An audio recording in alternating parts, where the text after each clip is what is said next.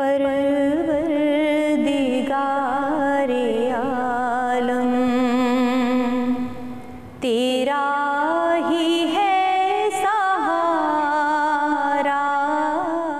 वनुसल्ली वनुसल्लिम अला रसूलिहिल करीम, अम्मा बाद, फ़ाउज़ु बिल्लाहि मिनश शैतानिर रजीम, बिस्मिल्लाहिर रहमानिर रहीम, अल्हम्दुलिल्लाहि रब्बिल आलमीन, अस्सलातु वस्सलामु अलैका या ख़ातमुन नबिय्यीन। नाज़रीन, प्रोग्राम है कहकशां और मैं हूँ आपकी होस्ट इशरत अली। नाज़रीन, बात यह है कि अल्लाह ताला ने इतनी खूबसूरत कायनात तख्लीक फ़रमाई है और उसमें इतनी नेमतें अता फ़रमाई, इतनी चीज़ें अता फ़रमाई, और वो तमाम चीज़ें अपने अपने मकाम पर, अपने अपने वक्त में वो तमाम फ़राइज़ सर अंजाम दे रही हैं कि जो अल्लाह ताला ने उनके सुपुर्द किए हैं। लेकिन देखना ये है कि हज़रत इंसान बंदे बशर, क्या वो भी अपने उन तमाम फ़राइज़ को कि और उन तमाम अहकामात को कि जो अल्लाह ताला ने सादर फरमाए हैं और इंसान को सुपुर्द किए हैं, उनकी ड्यूटीज़, क्या हम अपनी उन ड्यूटीज़ में पूरे हैं? यही देखना है। जी हाँ जनाब, आप समझ गए होंगे कि हमारे प्रोग्राम का मकसद क्या है। चूँकि हमारा आज पहला प्रोग्राम है, इसलिए हम चाहते हैं कि अपने प्रोग्राम की मकसदियत को आप पर वाज़ेह करते चलें। और हमारे प्रोग्राम का मकसद भी यही है कि उन असबाब की निशानदही की जाए कि जिस रास्ते पर चलकर हम हलाकतों का शिकार होते हैं, और उन रास्तों की निशानदही की जाए कि जिन पर चलकर हम राह निजात हासिल करते हैं। आज हम बात करेंगे दुनिया की मोहब्बत के हवाले से। हुज़ूर पाक सल्लल्लाहु अलैहि वसल्लम का फरमाने आली शान है कि दुनिया का जादू हारूत और मारूत के जादू से बढ़कर जादू है। कैसे इस जादू से बचें? दुनिया की हकीकत क्या है? किन आजमाइशों का शिकार होते हैं हम इस दुनिया में, और उन आजमाइशों से सुरखरू किस तरह हो सकते हैं? इसी हवाले से बात करेंगे। हमारी आलिमा हमारे साथ स्टूडियो में तशरीफ़ फरमा हैं। मोहतरमा आमना सिद्दीकी साहिबा हमारे साथ तशरीफ़ रखती हैं, माशाल्लाह हाफिज़ा भी हैं। इस्लामिक मिशन यूनिवर्सिटी से आपका ताल्लुक़ है, रहनुमाई फरमाएंगी हमारी। अस्सलाम वालेकुम। वालेकुम अस्सलाम व रहमतुल्लाह। कैसी हैं आप? अल्हम्दुलिल्लाह, अल्लाह का बड़ा करम। आप कैसी हैं? अल्हम्दुलिल्लाह। आमना साहिबा, हम देखते हैं कि दुनिया में बहुत सी बातें हैं जिनसे हमें बचना चाहिए, जिनसे हम बहुत आसानी के साथ बच भी सकते हैं। दीन इस्लाम इस हवाले से हमें क्या बताता है? जैसे कि हमने अभी अर्ज़ किया कि हम दुनिया की मोहब्बत के हवाले से बात करेंगे, तो कौन कौन सी मोहब्बतें हैं, क्या हकीकतें हैं, सब कुछ जानेंगे आपसे। सबसे पहले हमें ये बताइए कि दुनिया की तारीफ़ है क्या, लफ्ज़ी मानों में हमें बताइए। बिस्मिल्लाहिर्रहमानिर्रहीम। सबसे पहले तो आपको मुबारकबाद देना चाहूँगी कि एक मरतबा फिर एक ख़ूबसूरत कॉन्सेप्ट के साथ आप मंजर आम पर आई हैं और बहुत छोटी सी बात को बड़े वाज़ेह अंदाज में समझाने की कोशिश करी, जो कि इंतहाई अहमियत की हामिल है हमारी ज़िंदगियों के हवाले से। तो इंतहाई खूबसूरत मौज़ू। छोटी छोटी बातें जिन्हें हम समझ रहे होते हैं ना, तो हो सकता है कि हमारी वो छोटी सी बात, छोटी सी अदा पॉजिटिव है तो अल्लाह की बारगाह में कबूल व मंजूर हो जाए। बिल्कुल, बेशक। और यही आपकी ये जो काविश है, क्या नहीं मालूम कि कितने लोग इससे इस्लाह हासिल करेंगे, और जब सब नेकियों पर अमल करेंगे तो उसका सवाब जैसा कि आपको मिलेगा, हम सब जानते हैं। मिलेगा इंशाअल्लाह, हमारे चैनल को मिलेगा, हमारे स्टाफ को मिलेगा इंशाअल्लाह ज़रूर। अल्लाह तबारक व तआला सबको कामयाबी और कामरानी अता फरमाए। सवाल है कि दुनिया क्या है, दुनिया की तारीफ़ क्या है? दुनिया रब्बे कायनात ने तख्लीक़ फरमाई, और अगर दुनिया की तारीख़ देखी जाए कि इसको क्यों वजूद में लाया गया, तो दरअसल ज़ात मोहम्मद मुस्तफ़ा सल्लल्लाहु अलैहि वसल्लम की तशरीफ़ आवरी चूँकि इस दुनिया में मक़सूद थी, तो रब्बे कायनात ने इस कौनैन को सजाया, इस कायनात को बनाया। हमें जो इस दुनिया में भेजा है इंसानों को, तो इसलिए कि अल्लाह रब्बुल इज़्ज़त की बंदगी करें, उसकी इबादत करें। ये दरअसल मकसद है इंसानी हयात का इस दुनिया में आने के लिए। लेकिन आप भी इस बात से इत्तेफाक करेंगी कि जब हम दुनिया में रहते हैं और दुनियावी ज़िंदगी गुजारते हैं, तो ये मकसद तो कहीं ना कहीं फ़ौत हो जाता है। आजकल के माशरे में अगर देखा जाए कि बेशुमार बुराइयां हमारे अंदर हैं, बहुत सारे गुनाह हैं ऐसे जो हमें पता नहीं चलता और हम गुनाह करते चले जाते हैं, जबकि हमें दुनिया में भेजा किस मकसद के लिए गया है कि हम अल्लाह रब्बुल इज़्ज़त की बंदगी करें, इबादत करें। इबादत का दरअसल मकसद है, लेकिन हम दुनिया के ऐशो आराम में इस कदर मगन हो गए हैं, ऐसी दुनियावी ख्वाहिशात हम पर लाहिक हो गई हैं कि अब वो जो मकसद था उसको हम भूलते चले जा रहे हैं। और मकसदियत की तरफ तो हम आएंगे, लेकिन मैं ये जानना चाहती हूँ कि दुनिया के लफ्ज़ी मानी क्या है, मुख्तसरन हमें अगर आप बताना चाहें। दुनिया की लफ्ज़ी मायने ये हैं कि ये वो कायनात है कि जिसमें अल्लाह रब्बुल इज़्ज़त ने बशर और दीगर मखलूक़ात जो हैं ان کو اس دنیا میں بھیجا ہے، اس جگہ پر بھیجا ہے۔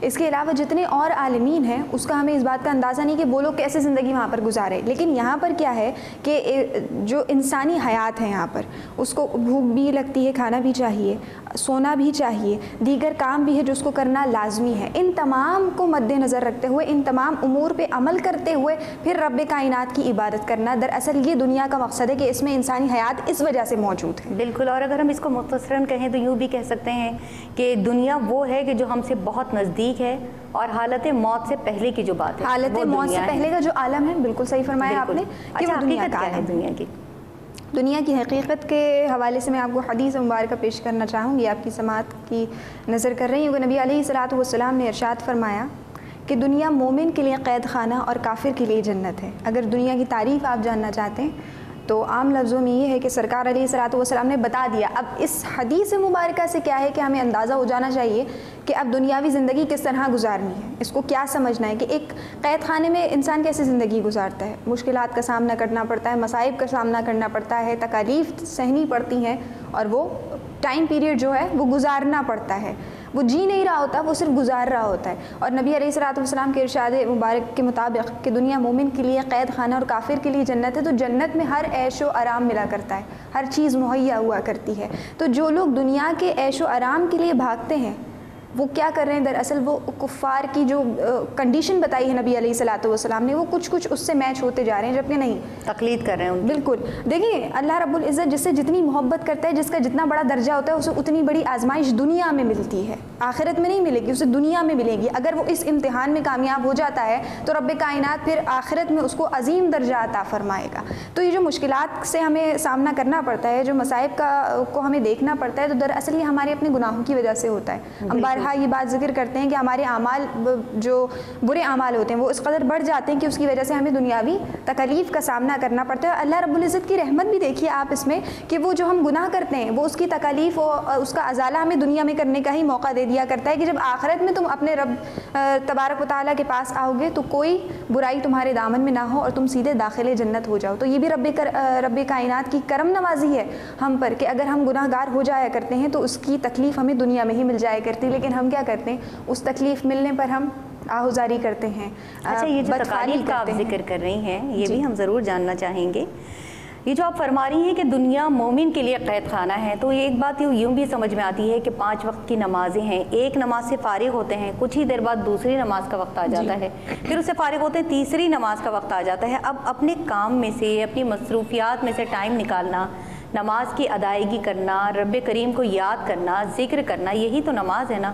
تو وہ ٹائمنگز کو مینیج کرنا اور ان احکامات کی پیروی کرنا کہ جو اللہ تعالیٰ نے ہم پر صادر فرمائے ہیں، یہ بھی ایک طرح کی مطلب مشکل تو نہیں کہہ سکتے، اللہ سے جب محبت ہوگی تو سب کچھ آسان لگے گا، لیکن وہ اس محبت کو پیدا کرنے سے پہلے کی جو بات ہے وہ مشکلات ہی لگیں گی بہرحال۔ بالکل، اس کے لیے وہی ہے کہ اپنے نفس کو قابو میں رکھنا پڑے گا، ہمیں دنیا کی طرف سے بالکل ہٹا دینا ہے، اور وہی جس طرح کہ آپ فرما رہی ہیں کہ جب اللہ رب العزت کی محبت دل میں ہوگی تو ہمارا خود دل جو ہے وہ گامزن ہو جائے گا عبادت کی طرف۔ دیکھیے، جو محبت ہوتی ہے نا بہت کچھ کروا لیتی ہے، مشکل سے مشکل کام آسان لگنے لگتا ہے، محبت تو بے شک شرط ہے۔ اچھا، یہ بتائیے کہ آپ مصائب کا ذکر کر رہی تھی، تو کون کون سی آزمائشیں ہیں دنیا میں؟ بے شمار آزمائشیں ہیں دنیا میں، بیماری کے حوالے سے دیکھ لیجئے، تنگ دستی کے حوالے سے دیکھ لیجئے، روزی روزگار کے حوالے سے دیکھ لیجئے، پھر گھریلو ناچاکیاں، نا اتفاقیاں، یہ تمام تر مشکلات اور جو مصائب ہوا کرتے ہیں یہ ہمارے اپنے اعمال کی وجہ سے ہی ہمیں ملا کرتے ہیں، اور مصائب کی کوئی ایک صورت نہیں ہے، بے شمار طریقوں سے آ جایا کرتا ہے۔ خدا نہ کرے اولاد کی طرف سے کبھی مشکلات کا سامنا کرنا پڑتا ہے، کبھی مال و اسباب کی کمی ہو جاتی ہے، اتنے وسائل نہیں ہوتے، خرچے بہت زیادہ ہو جایا کرتے ہیں، کچھ لوگ جو ہیں وہ قرض میں ڈوبتے چلے جاتے ہیں، بے شمار چیزیں، بیماریاں ہو جایا کرتی ہیں۔ تو اللہ رب العزت کسی نہ کسی طرح وہ آزمائش دے کر ہمارے جو گناہ ہوتے ہیں ان کو دھو رہا ہوتا ہے۔ جس طرح بارہا آپ کو بھی میں نے کہتے ہوئے سنا ہے کہ جب بیماری میں انسان مبتلا ہوتا ہے تو دراصل کیا ہوا کرتا ہے کہ اس کے گناہ جھڑ رہے ہوتے ہیں، اور یہ بھی ملتا ہے سننے کو ہمیں مطلب بزرگان دین کے اقوال میں سے کہ جب انسان بیمار ہوا کرتا ہے تو گویا رب کائنات اس اپنی رحمت کے صدقے طفیل، اپنی رحمت کے ذریعے اس کے گناہوں کو ختم کر رہا ہوتا ہے۔ جب انسان بیمار ہوتا ہے تو اس کی وہ جس جگہ آرام کر رہا ہوتا ہے وہاں پر اللہ رب العزت کی ایسی خاص رحمتوں کا نزول ہو رہا ہوتا ہے کہ اس کے گناہ ختم ہو رہے ہوتے ہیں۔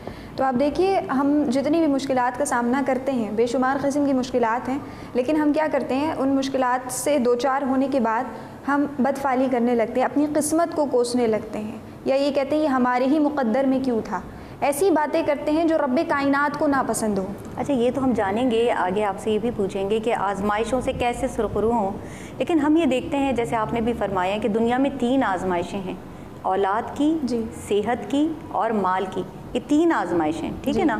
اب اولاد کی جو آزمائش ہے تو اولاد کس وقت آزمائش بن جاتی ہے، کیا ہوتا ہے؟ بڑی گہری بات آپ نے کر دی ہے اس وقت کہ اولاد کس طرح آزمائش کا سبب بنا کرتی ہے۔ اب دیکھیے اللہ رب العزت کی جب یہ نعمت آیا کرتی ہے والدین کے پاس، والدین ہر ممکن کوشش کرتے ہیں، ہر آسائش مہیا کرنے کی کوشش کرتے ہیں، اپنی اولاد کی تربیت بہترین کرتے ہیں، بہترین انداز میں، بہترین ماحول میں اسے پالتے ہیں، دین اسلام کی تعلیمات بھی سکھاتے ہیں بحیثیت مسلمان، دنیاوی تعلیمات بھی سکھاتے ہیں، طور طریقہ تربیت سب کچھ سکھاتے ہیں۔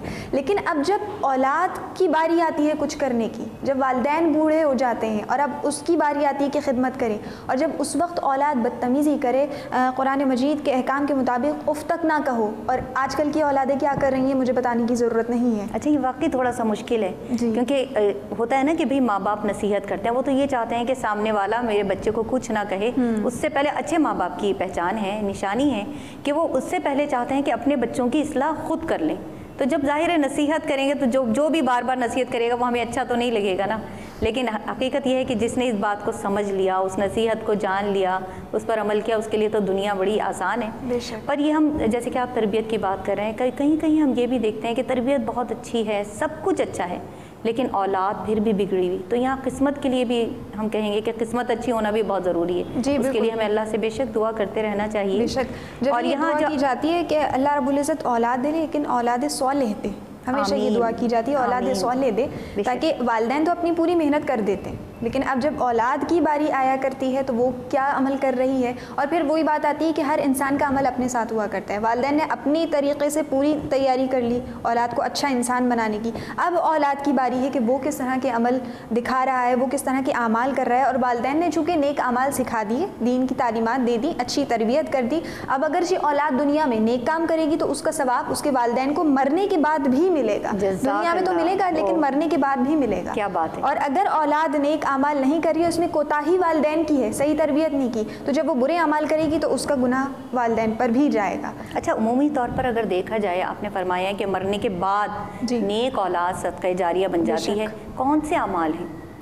جب نیک تربیت کی جاتی ہے، جب اچھی تربیت کی جاتی ہے تو یقیناً اولاد والدین کے اس دنیا سے جانے کے بعد بھی انہیں اچھے الفاظ میں یاد کیا کرتی ہے، نہ صرف یاد کرتی ہے بلکہ اپنے اعمال بھی ایسے کر کے دکھاتی ہے کہ لوگ والدین کے وفات پانے کے بعد بھی کہیں کہ ہاں یہ فلاں کا بیٹا ہے یا فلاں کی بیٹی ہے، کتنی اچھی تربیت کی ہے کہ اس کی ماں کی تربیت، اس کے باپ کی تربیت، والدین کی تربیت اس میں بول رہی ہے۔ بے شک۔ تو یہ اعمال ہوا کرتے ہیں، اس کے لیے بڑی محنت کرنی پڑتی ہے والدین کو کہ کس طرح ایک اچھی کردار سازی کی جائے اولاد کی۔ جب وہ اچھی کردار سازی کر دیا کرتے ہیں تو پھر دنیا میں جہاں پہ بھی ان کی اولاد جایا کرتی ہے وہ اپنے والدین کے نام سے پہچانی جاتی ہے کہ اس کے والدین نے اچھی تربیت کی۔ یا آپ دیکھیے عام لفظوں میں اگر کوئی بھی ہم سے بدتمیزی کرتا ہے یا کوئی بد اخلاقی کرتا ہے تو ہم کیا کہتے ہیں؟ تمہارے بڑوں نے تمہیں تمیز نہیں سکھائی، یا تمہارے بڑوں نے تمہیں اچھی تربیت نہیں کی۔ کیوں؟ کیونکہ یہ تمام کام بڑوں کا ہوا کرتا ہے۔ بالکل۔ اچھا ہم دیکھ رہے ہیں نا ابھی تو حالات ایسے ہیں، میڈیا اتنا فاسٹ ہے کہ بہت کچھ نظروں کے سامنے وہ کچھ ہے جو ہم اپنے دور میں نہیں دیکھا کرتے تھے، لیکن اب واقعی والدین کی ذمہ داری حد سے زیادہ بڑھ گئی ہے۔ اب دوسری جو آزمائش ہے وہ ہے صحت کی، تو ہم دیکھتے ہیں بہت سے لوگ بیماری میں مایوس ہو جاتے ہیں، کفر بکنے لگتے ہیں کہ جی ہم تو اتنے دنوں سے بیمار ہیں، ہم اب اللہ تعالیٰ سے دعا بھی نہیں کریں گے۔ تو کیا ہمارا عمل ہونا چاہیے کہ ہم اس آزمائش میں بھی سرخرو ہوں؟ قرآن مجید کے احکام کے مطابق لا تقنطوا من رحمت اللہ، اللہ رب العزت کی رحمت سے مایوس ہونا کفر ہے۔ اب آپ دیکھیے رب کائنات سے بڑھ کر کوئی ذات نہیں ہے، ہم سب جانتے ہیں، چاہے کتنی ہی مشکلات کیوں نہ ہو، کتنے ہی مصائب سے ہم گھرے ہوئے کیوں نہ ہو، لیکن وہ رب کائنات وحدہ لا شریک ہر مشکل سے نکال سکتا ہے۔ کیا بات ہے۔ تو اگر اس کی رحمت کا دامن ہم نے ہاتھ سے نہیں جانے دیا تو کیسی ہی مشکلات کیوں نہ ہو، کتنی ہی بڑی بیماری کیوں نہ ہو، اس سے نجات مل سکتی ہے۔ لیکن یہ اچھی امید چھوڑ دینا اور نا امید ہو جانا اور یہ کہنا کہ اب ہماری دعائیں قبول نہیں ہوتی، یہ باتیں اللہ رب العزت کو پسند نہیں۔ اللہ رب العزت بھی اس کی مدد نہیں کرتا جو اپنی مدد خود نہیں کرنا چاہتا۔ اچھا دعا قبول ہونے کا ایک ذریعہ یہ بھی تو ہے نا کہ جو بیمار کی بھی دعا قبول ہوتی ہے، جی کیا دعائیں کرنی چاہیے؟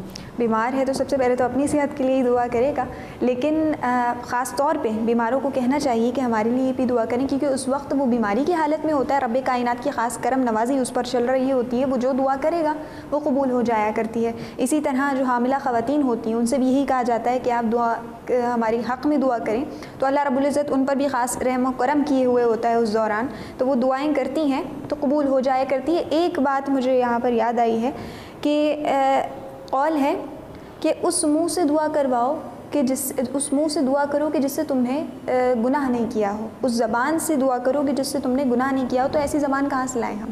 ایسی زبان دوسروں کی ہوا کرتی ہیں، ہم اپنے لیے تو ظاہر ہے گناہ گار ہیں، ہم ایسی باتیں بے شمار مرتبہ کہہ دیا کرتے ہیں، لیکن دوسرے لوگ ایسے ہیں جو کہ ہمارے گناہ میں شامل نہیں ہوا کرتے، ہماری ذات اپنی ہے، تو اس لیے دوسروں سے دعا کروائیے کہ دوسروں کی دعا زیادہ جلدی لگا کرتی ہے، اور یہ ہوتا ہے کہ بے لوز جب کوئی دعا دیتا ہے نا تو رب کائنات فوراً قبول و منظور کر لیا کرتا ہے۔ اچھا، مزے کی تو بات یہ ہے کہ ہم کسی کے لیے دعا کرتے ہیں تو اللہ تعالیٰ وہ بھی قبول کرتا ہے دوسروں کے حق میں، اور وہی دعا ہمارے حق میں بھی جاتی ہے۔ کتنی پیاری بات ہے، اور دعا کرنے سے بھی ثواب ملا کرتا ہے۔ اب مثال کے طور پہ آپ نے میرے حق میں دعا کر دی تو دعا تو آپ کی قبول ہو جائے گی، لیکن چونکہ میرے حق میں کیے تو اس کا ثواب بھی آپ کو ملے گا۔ کیا بات ہے۔ اچھا، بیمار کی عیادت کے لیے جانے کا کیا اجر ہے؟ سنت ہے۔ سب سے پہلے تو یہ عرض کرنا چاہوں گی کہ نبی علیہ الصلوۃ والسلام کی سنت ہے، جب بھی کوئی بیمار ہوا کرتا تھا سرکار علیہ الصلوۃ والسلام اس کی عیادت کے لیے جایا کرتے تھے، اور آداب بھی بتا دیے، طریقے بھی بتا دیے کہ جب آپ کسی بیمار کے پاس جائیں اس کی عیادت کریں تو اس سے ڈر والی باتیں، خوف والی باتیں نہ کریں، بلکہ اس کو زندگی کی طرف لانے کی کوشش کریں۔ صحیح بات ہے، یہ نہ کہیں کہ یہ بیماری میں مبتلا تھا تو وہ تو بس چل بسا۔ جی، ایسی باتیں بالکل نہیں کرنی ہے،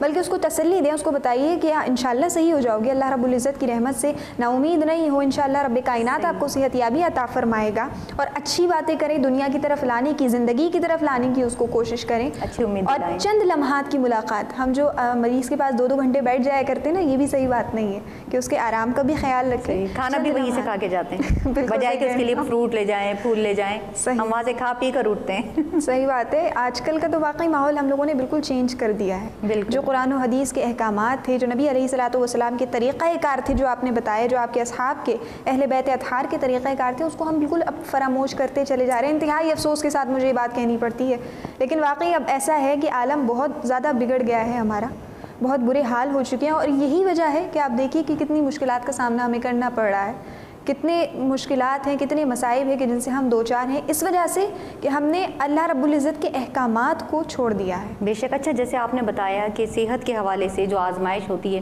اس میں ہم کیسے سرخرو ہوں، تو حضرت ایوب علیہ السلام کی مثال اس وقت میرے ذہن میں آتی ہے، آپ سے بھی شیئر، آپ تو جانتی ہی ہیں، ناظرین سے بھی شیئر کروں گی کہ حضرت ایوب علیہ السلام 17 سال تک بیماری میں مبتلا رہے، آپ پر آزمائش تھی اللہ کی طرف سے، اور اس آزمائش میں وہ اس طرح سے سرخرو ہوئے کہ اب بیماری سے پہلے جو ذکر الہی، جو یاد الہی میں ہر وقت گرفتار رہتے تھے، اللہ کا ذکر آپ کی زبان پہ ہر وقت ہوتا تھا، بیماری کے بعد اس میں کہیں زیادہ جو ہے وہ بڑھ گیا ذکر۔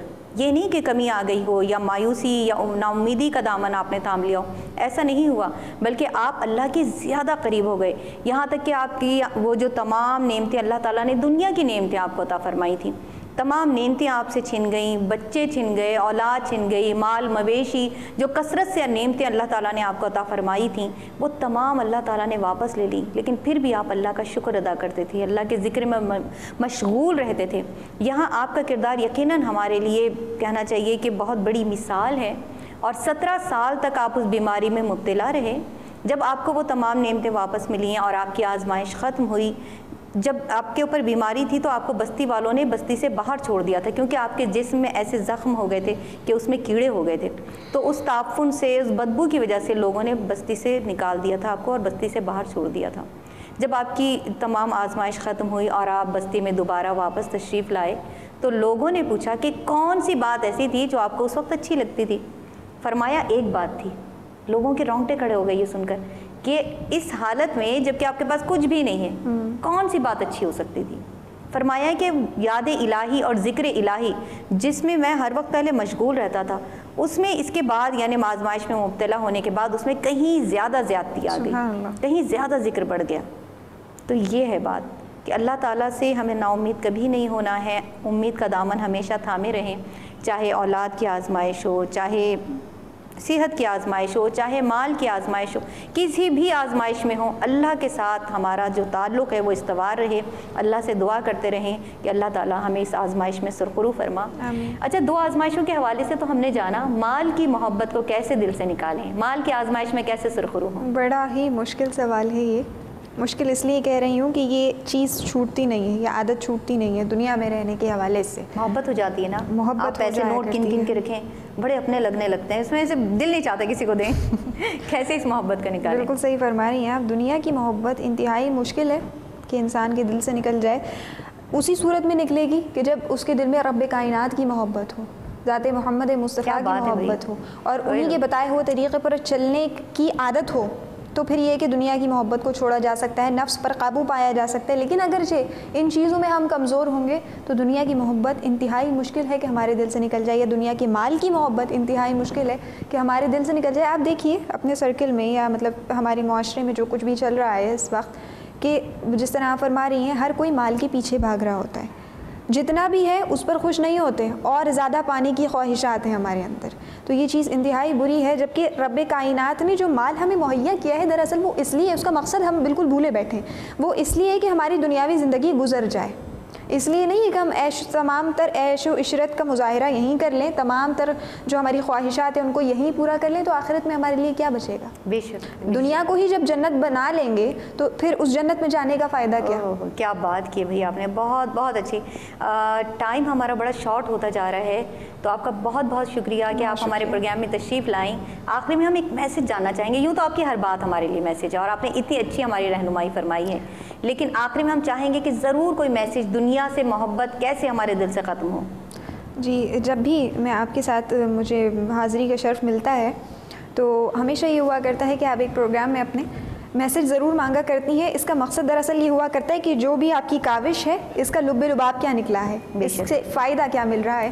تو اسی حوالے سے کہنا چاہوں گی کہ دنیا کے موضوع پر بات ہو رہی تھی، دنیا کی محبت پر، دنیا کے مال کے حوالے سے، تو ایک دعا ہے آیت قرآنی کے تحت، وہ آپ کی سماعتوں کی نظر کروں گی کہ اس دعا کو پڑھتے رہیے تاکہ ہماری دنیا بھی سنور جائے، ہماری آخرت بھی سنور جائے۔ بسم اللہ الرحمن الرحیم۔ ربنا آتینا فی الدنیا حسنۃ وفی الآخرۃ حسنۃ وقنا عذاب النار، جس کا مفہوم اور ترجمہ یہ ہے کہ الہ العالمین ہمیں دنیا میں بھی بھلائی عطا فرما، آخرت میں بھی بھلائی عطا فرما، اور عذاب دوزخ سے محفوظ فرما۔ آمین۔ کتنی بہترین دعا ہے کہ دنیا میں بھی بھلائی مانگ لی، آخرت میں بھی بھلائی مانگ لی، اور عذاب دوزخ سے بھی آپ نے نجات کی دعا پروردگار عالم سے مانگ لی۔ یہ ہے دعا، لیکن اب اس کے پورا ہونے کے لیے ہمیں اچھے اعمال کی ضرورت پڑے گی۔ تو ہمیں اچھے اعمال کرنا انتہائی ضروری ہے، وہ تمام کام جو پروردگار عالم نے کلام مجید میں ارشاد فرما دیے، جو ذات محمد مصطفیٰ نے اپنی احادیث مبارکہ میں ارشاد فرما دیے، سنتوں کے تحت ہمیں بتا دیے، اب ہمیں اپنی زندگی اسی طرح چلانی ہے۔ تو کیا ہوگا کہ دنیاوی زندگی بھی آسان ہو جائے گی، جس طرح کی مشکلات اور مصائب کا ہمیں سامنا کرنا پڑتا ہے وہ بھی نہیں ہوں گے، اور جب ہم رب کائنات کی بارگاہ اقدس میں جائیں گے، رب کائنات کے روبرو ہوں گے، تو اس وقت پھر ہمیں شرمندگی نہیں ہوگی، بلکہ رب کائنات بڑا ہی خوش ہوگا ہم سے اور ہمیں داخل جنت کر دے گا۔ تو دعا یہی ہے کہ اللہ رب العزت ہم سب کو توفیق خیر عطا فرمائے، عمل خیر عطا فرمائے۔ جتنی زندگیاں ہم گزار چکے ہیں وہ تو گزر گئیں، لیکن اب جو مزید ہماری آگے چند لمحات کی کہہ لیں یا کچھ عرصے کی زندگی ہے، رب کائنات اس میں ہمیں کامیابی و کامرانی عطا فرمائے، نیک اعمال کرنے کی اور نیک اعمال کرنے کی دعوت دینے کی توفیق عطا فرمائے۔ بہت شکریہ، بہت خوبصورتی سے آپ نے ہمیں وہ دعا یاد دلا دی کہ جو ہمیں بہت اچھی طرح ہم سب کو یاد ہے کہ ربنا آتنا فی الدنیا حسنۃ وفی الآخرۃ حسنۃ وقنا عذاب النار، یعنی اس دعا کو ہم اپنا ورد زباں کر لیں تو دنیا اور آخرت یقیناً آسان ہو جائے گی۔ بہت شکریہ، آپ پروگرام میں تشریف لائیں، آگے بھی آپ سے رہنمائی لیتے رہیں گے، پھر انشاءاللہ ملاقات ہوگی ہم سے بھی اور ہمارے ناظرین سے بھی۔ بہت شکریہ۔ ناظرین کرام، آج ہم نے جانا دنیا کی حقیقت ہے کیا، کہ صرف 4 دن کی دنیا ہے جس کے پیچھے ہم بھاگ رہے ہوتے ہیں۔ شاعر نے کیا خوب فرمایا کہ عمر دراز مانگ کر لائے تھے 4 دن، 2 آرزو میں کٹ گئے 2 انتظار میں۔ ناظرین، ہم دیکھتے ہیں کہ دنیا کی محبت میں اولاد کی محبت آ جاتی ہے، مال کی محبت آ جاتی ہے، صحت کی محبت آ جاتی ہے، اور ہم جب تاریخ عالم پر نگاہ ڈالتے ہیں تو ہم یہ دیکھتے ہیں کہ انبیاء کرام پر، بڑے بڑے انبیاء پر آزمائشیں پڑیں، اور وہ کیسے اس آزمائشوں میں سرخرو ہوئے۔ ان تمام انبیاء کے صدقے میں آج ہم بھی دعا کریں گے کہ اللہ تعالی ہمارے دل سے دنیا کی محبت نکال دیں، اپنی محبت ڈالے، اپنے حبیب کی محبت ڈالے، اور اس راستے پر چلیں کہ جس پر اللہ اور اس کا حبیب ہم سے چاہتا ہے۔ آخری میں اسی حوالے سے کلام پیش کروں گی، سماعت فرمائیے۔ परवरदिगार आलम तेरा ही है सहारा, तेरे सिवा जहां में कोई नहीं हमारा, परवरदिगार आलम। नूह का सफीना तूने तूफान से बचाया, दुनिया में तू हमेशा बंदों के काम आया। मांगी खलील ने जब तुझसे दुआ खुदाया, आतिश को तूने फौरन एक गुलसितां बनाया। हर आस पर करम का तूने किया उजाला, परवरदिगार आलम। यूनुस को तूने मछली के पेट से निकाला, याकूब को दोबारा शक्ले पिसर दिखाई, बहती हुई नदी में मूसा की राह बनाई।